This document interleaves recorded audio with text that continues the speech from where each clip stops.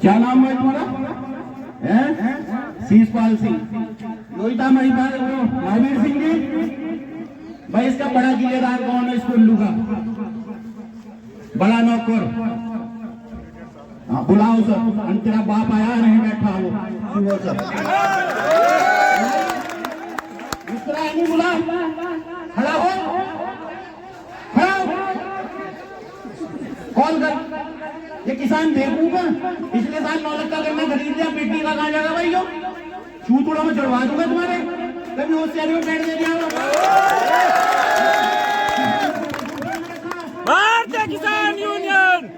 गन्ना किसने बोया? 9 लाख का गन्ना किसने लिया? किसने लिया? खेती का कौन लेगा? तो फिर बोलने की मेरी जरूरत क्या है? जिसका रोक करना, जिसका कुत्ता उसकी बहुत ही है। बुलाओ सर यूनिटेड को।